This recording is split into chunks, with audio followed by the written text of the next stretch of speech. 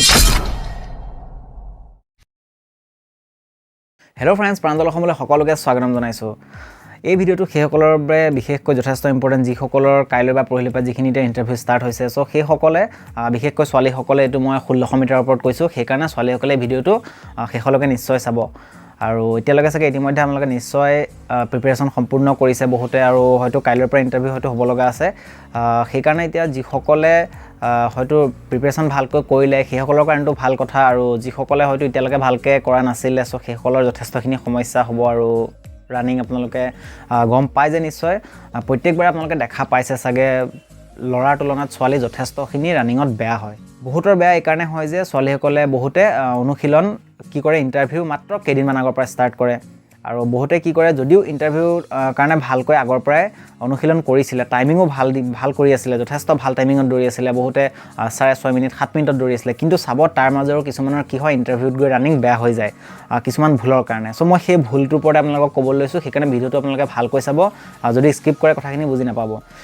প্ৰথমতে কি ভুল হয় ফাৰ্ষ্টতে যে আপোনালোকে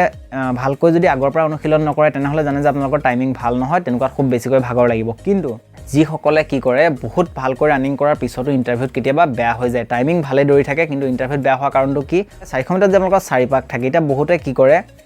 যেতিয়া আপোনালোকে ফিল্ডত অনুশীলন কৰি থাকে তেতিয়া কি কৰে আপুনি নৰমালি ৰানিং কৰে আৰু পিছলৈ আপোনালোকে স্পিড দিবলৈ যেতিয়া আপোনালোকৰ ডিসটেন্স প্ৰায় আপোনালোকৰ 1200 মিটাৰ 1100 মিটাৰ হৈ যায় তাৰপিছত আপোনালোকে লাহে লাহে স্পিড বঢ়াই যায় কিন্তু ইন্টাৰভিউত এটা ভুল কি কৰে আপোনালোকে যেতিয়া ইন্টাৰভিউ ষ্টাৰ্ট হৈ যায় ষ্টাৰ্ট হোৱা মাত্ৰকে আপোনালোকে কি কৰে বহুতে তাত প্ৰথমতে খুব স্পিড যাবলৈ চেষ্টা কৰে আৰু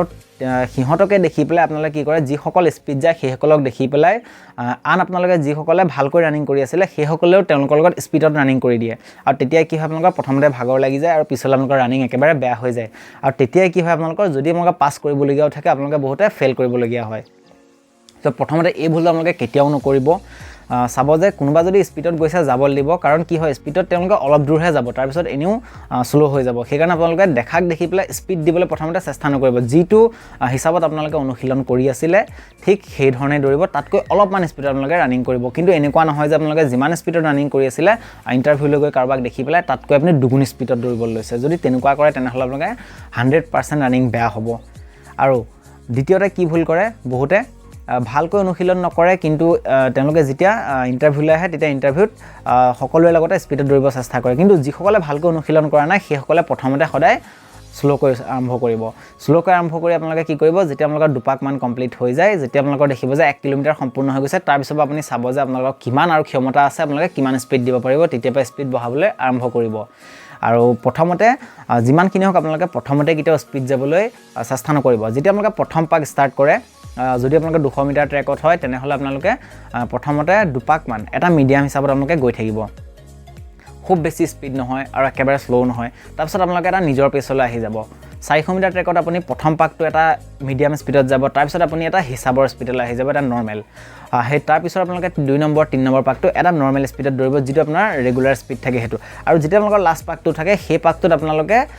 যিমান স্পিড দৌৰিব পাৰে যিমানটো আপোনালোকৰ ক্ষমতা আছে সম্পূৰ্ণ ক্ষমতাৰে আপোনালোকে সেই ৰাউণ্ডটো দৌৰিবলৈ চেষ্টা কৰিব কিন্তু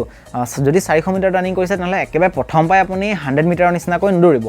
প্ৰথমে লাহে লাহে যেতিয়া আপোনালোকৰ এপাক বাকি থাকিব তাৰ পিছত আপোনালোকে লাহে লাহে স্পিড বঢ়াই যাবলৈ আৰম্ভ কৰিব সিমানে বঢ়াই যাব সিমানে যিমানে আপোনালোকৰ শেষৰ ফাললৈ আহিছে সিমানে স্পিড বঢ়াই যাব সো তেতিয়া আপোনালোকৰ চাব যে কিমান বেছি ভাল টাইমিং আপোনালোকে দিব পাৰিছে কিন্তু যদি প্ৰথম পাকটোৱে যদি আপুনি বহুত স্পিডত গুচি যায় তেনেহলে কিন্তু পিছলৈ আপোনালোকৰ সমস্যা হ'ব পাৰে আৰু যিসকলে ভালকৈ অনুশীলন কৰি আছে যাৰ টাইমিং ভাল আগৰ পৰা অনুশীলন কৰি আছে ভালকৈ যিসকলে জানে সেইসকলে নিশ্চয় গম পাই যায় তেওঁলোকে নিশ্চয় ভালকৈ দিব কিন্তু নজনা বহুতে এই ভুলবিলাক কৰে সো সেইকাৰণে মই কথাখিনি কৈছো এই কথাকিটা আপোনালোকে ফলো কৰিব চাব আপোনালোকৰ ৰানিং বহুতখিনি ভাল হ'ব লগতে এটা কথা ধ্যান ৰাখিব যে আপোনালোকে ইন্টাৰভিউ থকাৰ খুব আগে গধুৰ আহাৰ নাখাব যেতিয়া আপোনালোকে খাই গলেও গধুৰ আপোনালোকে 2 ঘণ্টা বা 3 ঘণ্টাৰ আগত খাব পাৰে আৰু যদি ইন্টাৰভিউ আগত আপোনালোকে অলপমান এনাৰ্জি ড্ৰিংক হক ORS হক তেনেকুৱা ধৰণৰ আপোনালোকে কিবা এটা খাই লব আধা ঘণ্টা মান আগত